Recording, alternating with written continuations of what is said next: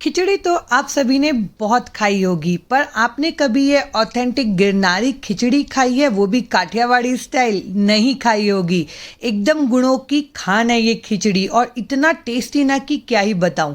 तो इसके लिए ना सबसे पहले 1/4 कप तुअर दाल, 1/4 कप उड़द दाल, उतना ही मूंग दाल लेंगे हम, चना दाल लेंगे और मसूर दाल लेंगे। आपको जो दाल लेना हो वो इसमें यूज़ कर सकते हैं।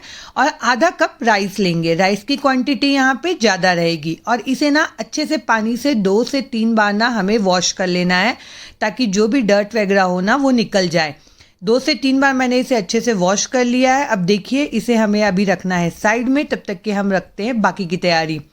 तो इस खिचड़ी में जाती है बहुत सारे वेजिटेबल। सुपर हेल्दी होने के साथ साथ ना ये सुपर टेस्टी भी बनता है।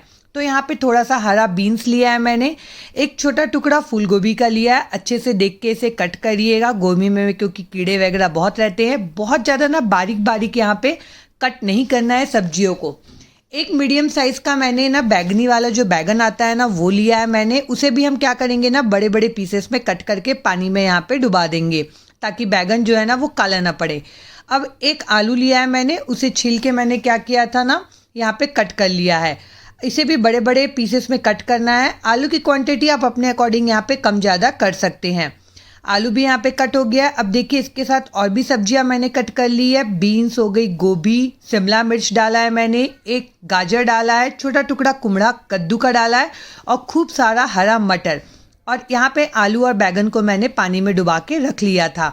मटर जरूर से डालिएगा, अभी तो सीज़न है। और ये मैंने लिया है हरा वाला राहर। ये भी ना बहुत आसानी से अभी बहुत जगहों पे मिल रहा है, ये भी डालिएगा, बहुत ही बढ़िया लगता है। अब एक बड़ा सा पतीला चढ़ा दिया है मैंने, उसमें डालेंगे हम तकरीबन 2 गिलास के जितना पानी। आप जितना चावल ले रहे हैं ना उसका डबल पानी यहाँ पे यूज़ करिएगा।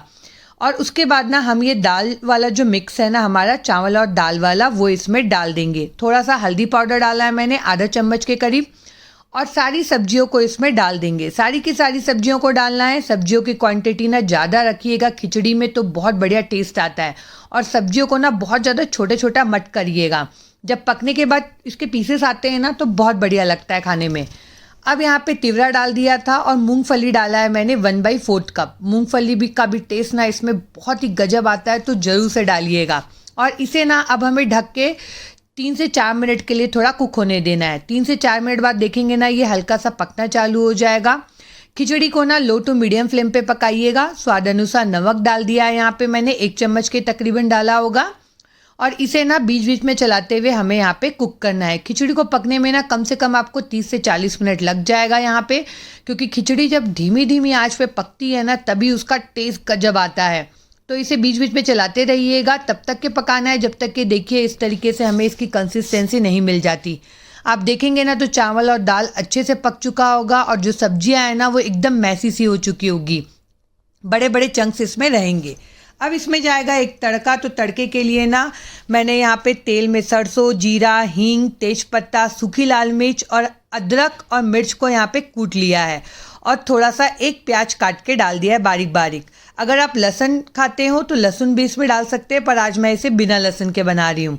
और अगर प्याज ना डालना चाहें तो प्याज भी यहाँ पे टोटली स्किप कर सकते हैं। अब प्याज को ना सारे मसालों के साथ हल्का सा हमें यहाँ पे सौटे कर लेना है। अब जाएगा इसमें 2 कटे हुए टमाटर और थोड़ा सा हल्दी पाउडर और स्वाद अनुसार नमक और 1 चम्मच भर के कश्मीरी लाल मिर्च। इससे ना कलर बहुत बढ़िया आता है। और इसे ना हमें अच्छे से भूनना है यहाँ पे तब तक के ना जब तक कि टमाटर हमारा अच्छे से गल ना जाए। थोड़ा सा बारीक कटा हुआ हरा धनिया डाल रही हूँ मैं इसे, और इसे अच्छे से मिक्स कर लेंगे और लो टू मीडियम फ्लेम में रखते हुए ना टमाटर प्याज वगैरह को अच्छे से भुनने देंगे।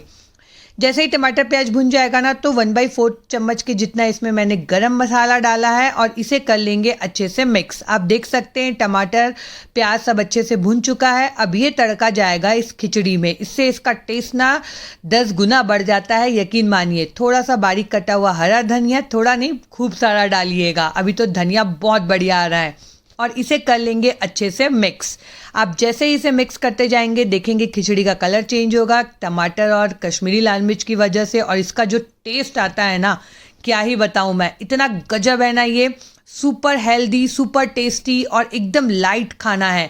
अगर आपको कुछ अलग खाना हो, कुछ लाइट खाना हो, मसाला खा खा के आप बोर हो चुके हैं, आपका मन है कुछ टेस्टी भी हो और कुछ हेल्दी भी हो और कुछ लाइट भी हो, तब ये गिरनारी खिचड़ी ज़रूर ट्राई करिएगा।